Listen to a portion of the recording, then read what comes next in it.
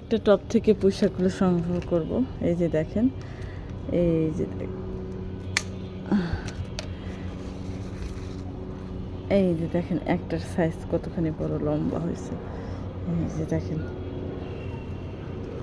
আমি সবগুলো কাটবো। আজকে দুর্ভাগ্য যে আজকে আমার ক্যামেরাম্যান নাই, আমার নিজের হাতেই কাটতে হবে, আবার আপনাদেরকে দেখাতেও হবে।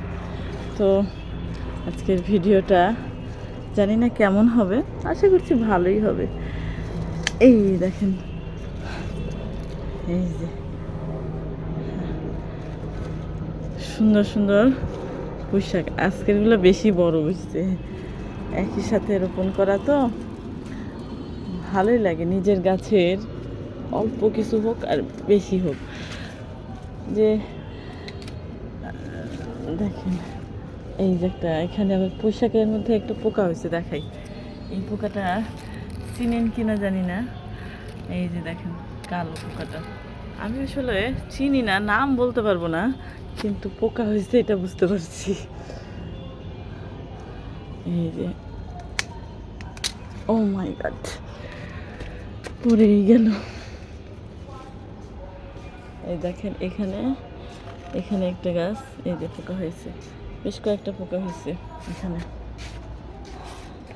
দেখেন এই যে অল্প একটু তুলসী, পুরা ডাড়া ভরে গেছে। আরও তুলবো, দেখাই। অনেক পোকা হয়েছে, আজকে অনেকগুলো শাক হবে।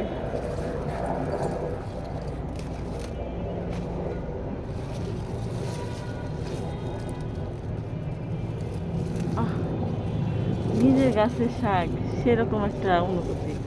বৃষ্টি পাওয়াতে একদম মানে শাকগুলো মনে হচ্ছে হাসতেছে, এত প্রাণবন্ত সতেজ, দেখেই ভালো লাগে।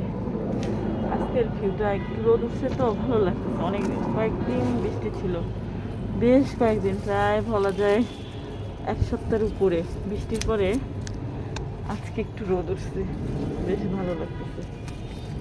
ওরে আল্লাহ, একটু হালকা করে দিলাম।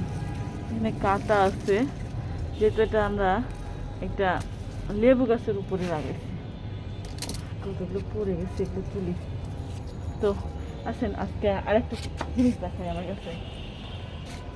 হ্যাঁ, এদিকে দেখো, এই দেখো আমার, ই মাই গড, এটা পোকা হয়ে গেছে। দেখো দেখো দেখো দেখো, কি করবো এটা? এই রে আল্লাহ, এটা তো পোকা হয়ে গেছে। হ্যাঁ, এটা কি পাকবে? হ্যাঁ, জানি না, রেখে দিলাম। তো